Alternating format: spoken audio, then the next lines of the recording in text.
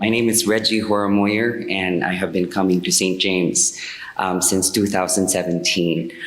My earliest memories of giving to the church is as a child in the Philippines, where my mother will hand my brother, my sister, and I 5 or 10 pesos, probably a nickel in US money, to give in time for the collection part of the Mass.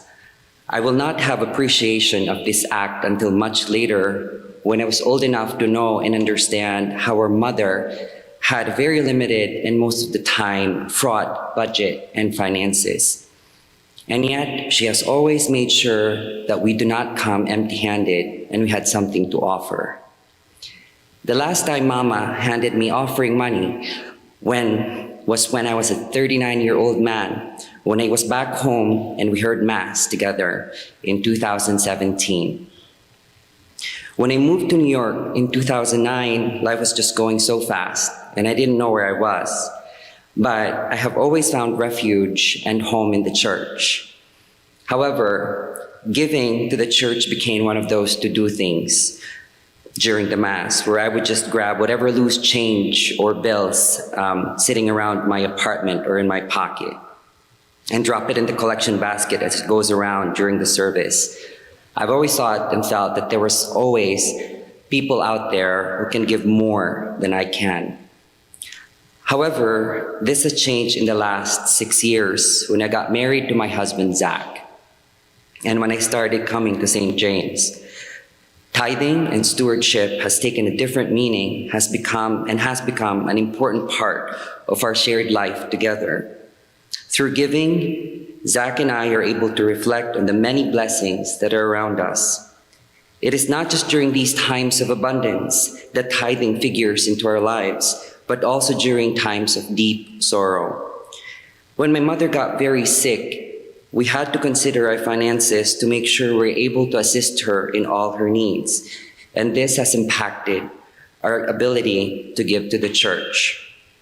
Until most recently, when we were blessed with Zach getting a new financially rewarding job, allowing us to give a little bit more. In a word, life. Tithing and stewardship is very much woven into our family life. During our new rector's installation, I found the offering of symbols part of the service moving and full of meaning. It has further affirmed to me the commitment of our church and our congregation. My dear friends and my husband and I brought up the pride flag, a symbol of our commitment and our proclamation of the power of love. I have always asked myself, what can I do to bring this love outside of myself and outside of this church?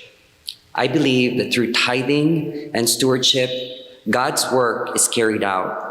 It becomes and empowers the hands that ensures that more people are reached by God's love and word through the many works of our church. I always get lost in the beauty and the grandeur of this beautiful church, and it's so easy for me to forget that it too needs my help. In the past, I used to feel that tithing was a solitary act, but it has now turned into something I can only say in my native tongue, kapwa. To live in the spirit of kapwa means to embrace our shared identity as brothers and sisters in Christ and to care for our fellow beings. I look forward to continuing my commitment and make tithing and stewardship a living practice to allow me to pause and reflect how much we are loved, and to help and ensure that the blessing bestowed upon me and my family and God's work continue to flow through our church and out to our community and the rest of the world. Thank you.